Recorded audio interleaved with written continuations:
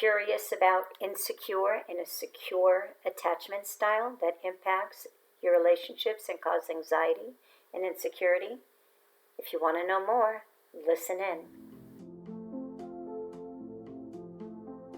Hi, I'm Carol Bettino, psychotherapist and the author of Better Choices, Better Life and Directions, Your Roadmap to Happiness. I received a letter that prompted the topic of attachment styles. And the letter said, Dear Carol, I was in a relationship for about a year and a half. I never had a problem when my boyfriend wanted to go out with friends or occasionally go to a bar or even when he went camping or fishing with the guys overnight. However, when I went out, he was constantly texting me, asking me where I was, who I was with, and when I came home from being with my friends, he was either super passive-aggressive and act resentful and made me feel as if I was in the wrong. Now that I'm out of that relationship and in a good relationship with a great guy, I find myself second-guessing every decision I make. Will he be mad at me if I ask to go out with friends? Will he be upset if I don't show him enough affection when I'm out? And am I the one who needs to pull in the reins and spend more time with him at home? I'm really looking forward to your feedback. Thank you, Kara. Well, first of all, first point I want to make is your past relationship belongs in the past. Do not give control to another person to make you think or feel or act in the present. So in other words, don't allow what happened in the past to make you feel like somehow you're in the wrong. So that's number one.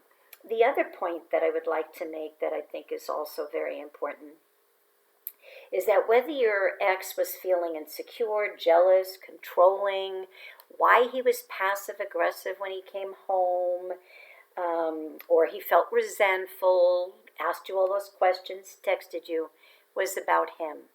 That had nothing to do with you. So don't let the way he thinks and feel and how he chose to handle it affect and impact you and make you think that somehow that there was something wrong with you. What you do have control over is second-guessing yourself now in any relationship. That's the part you have to learn to stop. Now, I'd like to make a couple of points on what you questioned. First of all, you should communicate with your current boyfriend regarding how you both feel about when you go out with your friends, how you both feel about while you're out, what's appropriate to call or text or whatever it may be. And then also talk about how important is it that you're spending more quality time together. And when I talk about quality time, I always recommend to my couples that I work with is have a date night or a date day. It doesn't matter. I know people's schedules are not always in sync. But I would recommend that on 1 week you pick a special day and a time where you're going to spend with your boyfriend that you're with now, and you pick the things that he would enjoy doing. Next week, ask your boyfriend to do the same thing for you. He pick a place and a time, and it's your quality time together. And it doesn't matter how long it is, if it's an all-day thing, an all-night thing, whatever works for you as a couple, but you need to communicate that together. The next is you need to discuss with your current boyfriend expectations that you have when you are out with your friends. There's nothing wrong with letting them know, here's where I'm going, here's how long I'll be, and here's what time I'm expecting to come home. And if for any reason you're going to be late, as a courtesy and respect, you would just let that person know. So come up with a good way to talk about the expectations and what you're going to do when you are out. Okay, now, if needed, set boundaries, like that texting, going back and forth, or when I come back, you're mad at me. It's like those things are unacceptable and very unhealthy. You want to avoid the drama. So set the boundaries in those areas. Now, the most important thing is if you are going to question whether or not you're both spending enough time with each other or with other friends, you really need to be able to not make a decision based on an assumption. Like, in other words, am I the one who needs to your quote of needs to pull in the reins and spend more time with him at home. Don't make the decision based on that assumption. Ask, talk about it. Talk about, are we spending enough time and how are we going to do that? So I want to thank you for your letter. But this letter prompted me to want to be able to focus on secure versus insecure attachment styles. So today I'm going to really focus on the secure attachment style as well as an insecure, anxious attachment style. And whether you find yourself in it and maybe you're saying, wow, this is not good for me, or I'm doing it to my partner, don't beat yourself up. Don't should all over yourself. Remember, look at it and go, what can I do differently so that I don't act like that, or I don't let my past dictate my present? Okay, now keep in mind there are contributing factors that shape people's attachment styles. And believe it or not, it starts as early as childhood. If you had a parent who you feel abandoned you because maybe after a divorce they never had time for you, or they told you they would come and be there but they never were, or they got married again and they took on a new family and all of a sudden you felt like you weren't important. Those are the things that really can shape the attachment styles you have later in life. But keep in mind, it does not end in childhood. It can also be affected by previous relationships. And that's why it is so important to leave the past in the past and not bring it in to your present. Otherwise, you're letting your ex or a parent who wasn't there for you determine what kind of relationships that you can have in life. You're the one who should choose that. So be cautious about that as well.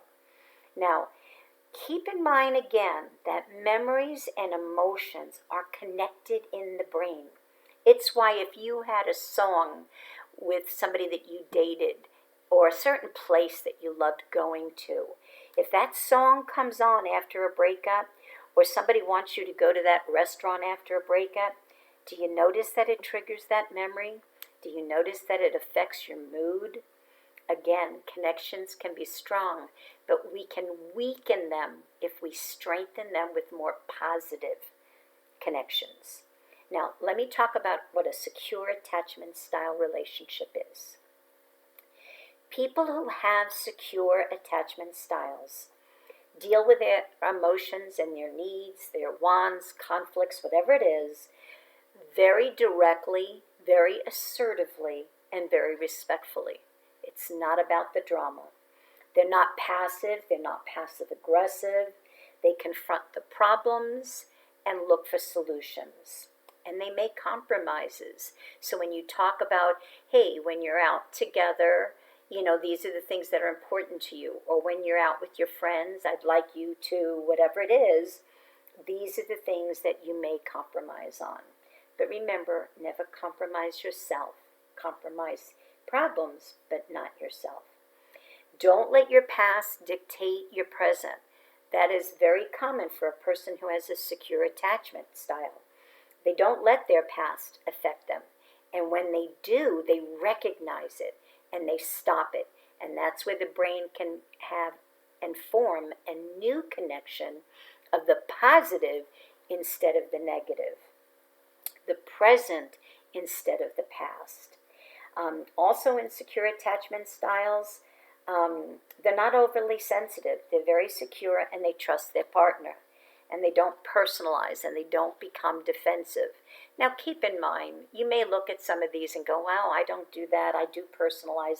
That doesn't mean you can't have a secure attachment style. What it does mean is you have to stop. Don't allow yourself to do it. When you catch yourself doing it, again, rewire your brain by coming up with a new connection and going, no, I will not do that. This is what I will do. Now let's look at the insecure, anxious attachment style, because this, unfortunately, is probably more common in relationships than the secure. The insecure attachment style has a lot of seeking their self-worth and their self-esteem from their partner. That's why they don't communicate assertively. because they're usually afraid of conflict. They're afraid of abandonment and rejection, which has a lot to do with the styles they grew up with or styles that they had in relationships in the past. They excessively are clingy. Again, they're afraid of losing that person, but that's why they're very insecure and have unrealistic expectations. The others is they crave closeness because that tells them that they are valued, they are worthy, they are deserving. That's why they constantly need that validation and assurance that their partner's not going to leave them.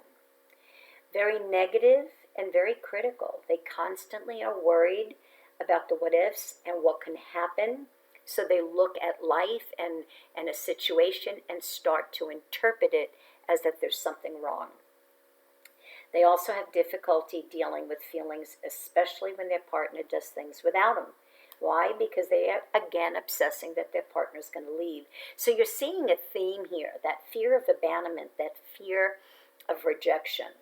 You have to value your own self and feel good about your own self so that no matter what happens, you know you're going to be okay. Also in this kind of attachment style is they do become anxious and upset if their partner is not available or distant or unhappy. Why? Because they constantly think that maybe he or she doesn't love me. And that's why sometimes you'll get 75 texts from this person. And if you're not answering them quick, they're interpreting as that you don't love them or you're going to leave them. Now, healthy ways to form a secure attachment style. Keep it simple, people. Become more self-aware of your own insecurities and challenge them. Use your ABC concept as a technique. Do the two-way conversation as if you were with a best friend and help yourself challenge the faulty thoughts. Stop criticizing yourself. Remember, the negative talk must become more positive so that you can weaken the negative message or the negative thought or emotion and reinforce the positive. Read up on attachment styles, learn more about it, and then work on yourself. Stop focusing on the past. When you recognize you do that, don't allow it to get in the way of your present. If you need to, it is okay to seek counseling. And if your relationships are the problem, look at your attachment styles with your therapist and talk about what you can do to overcome them. Now, one of the things that I recommend sometimes as an exercise is you can talk, if your issue of abandonment comes from childhood, you could talk to your inner child and remind your inner child that someday you're going to grow up and you're going to be this wonderful, amazing person. Say all of the things you needed to hear, because sometimes when you don't hear them as a child, you're still looking for it in somebody else. And that's where you start bringing that unresolved baggage into your present relationship. The other is if you had an ex that was, one of those people that were not so good for you, you may want to write a therapeutic letter. And what I mean by that is you don't give it to them. And you don't show it to somebody else because you don't want somebody else's message about your letter to ring in your head. You want it to be your own. And what you do is you write the therapeutic letter of how they affected you in your present. And then talk about, but from this day forward, this is what I'm going to do. So look at the positive. And again, we're rewiring the brain by not letting those negative messages become more powerful than the positive. All right, I would like to end with one of my affirmational quotes, and it says, "My past is where I choose to leave it, but my future is where I choose to go." I want to thank you for listening. Please, please, please share this podcast with others, especially the shorts and the long podcasts. If you are if you are in a relationship, watch this, listen to this together, and afterwards talk about what did I learn about myself and what do I need to change so that we can have a better relationship. So please give it a thumbs up, send me some positive comments, and have a great day. And please make better choices and avoid the drama.